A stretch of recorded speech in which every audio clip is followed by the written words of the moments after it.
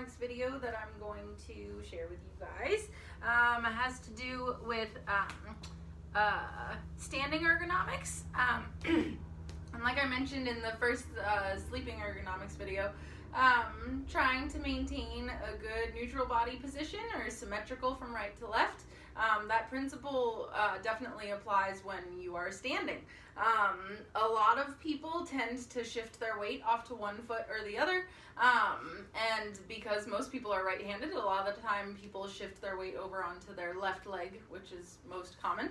When you do that, not only does your pelvis get tilted, your right hip goes into an externally rotated and abducted position, and then the left one is in an internally rotated and extended position. And then because your pelvis is tilted, it shifts your body, and then to try to compensate for that and still look forward, you rotate, and that tends to cause a bigger rib flare on the right side than on the left side. Basically, you want to try to maintain even weight going through both feet with your feet pointed straight and at hips distance apart.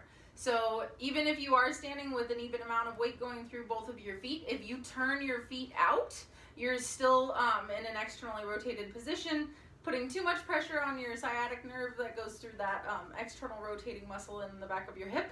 And also, if you go to walk with your feet pointed out, you're not using the right muscles. Our body is designed to move and walk in that good neutral kind of anatomical type position. So you want to try to have even weight, straight feet, and then it also has to do with the posture in your upper body. So if you're focusing on maintaining good pelvic alignment, but you're either allowing your pelvis to go into an anteriorly rotated position and kind of dumping into your back, or you're not doing that, but you're rounding your shoulders, those can all cause problems either up the chain into the neck and down into the arms, or down the chain into the hips and into the legs. So you want to keep your shoulder blades squeezed down and together and back to help keep you with a good tall posture, trying to maintain your core recruitment, so pulling your belly button in towards your spine, and trying to tuck your pelvis under. So trying to work on these things, and then obviously balance poses are really good for working on your postural control. One of the best ones is just simply doing like a stork pose and trying to balance, and then it's best to do, or at least start working on this, when you can see yourself in a mirror, because if you can see yourself in a mirror, then you'll be able to tell if you are kind of dumping into that hip, and so the hip point on the left side is dropping down, hip point on the right side is up. Or some people will compensate by trying to lean. Tenji, hush. Hush. Shh. You're so loud. You're so loud. Hush. Hush. By trying to lean. So you want to kind of picture where your hip points are. There are little kind of hooks on the front edge of your hip bones that you can feel. You want to try to think about those being able to stay parallel with the floor surface and work on your foundation in that standing leg. Same thing on the other side, of course. And obviously there's a lot of other excellent standing poses that are really good to work on. But as far as working on your postural control, maintaining or focusing on strengthening the glute med, the muscle that maintains your pelvis in a good neutral position when you're standing on one foot, that's going to have the biggest effect as far as you being able to stand with good posture without having to think about it so much. Maybe you'll be happier if I get down on the floor.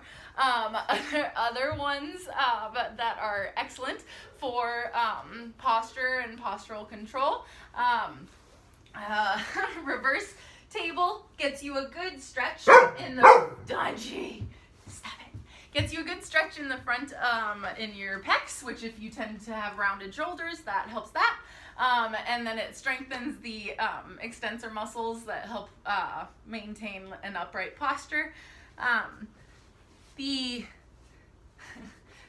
sunbird pose, so trying to lift one leg up and back while maintaining your pelvis parallel with the floor surface, and then reaching the opposite arm up in front of you, trying to either maintain your balance there, or you can round your back and bring your elbow and knee to touch underneath you.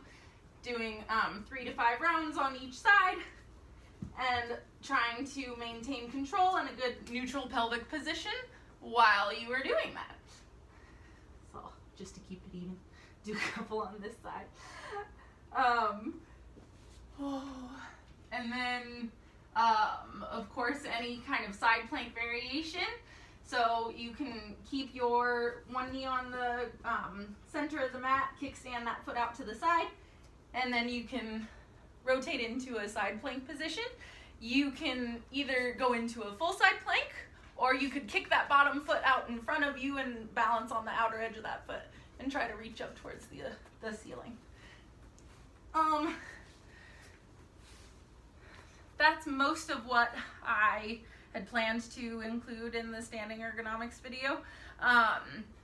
To help you figure out if you're one of those people that tends to shift to your left side more than your right side, if you tend to have a little bit more tightness in pigeon pose, any of the variations of pigeon pose, then you most likely, if you have right hip tension in pigeon pose, then you most likely shift your weight over to your left side when you're standing. So that's just something to pay attention to. Sorry for the barking.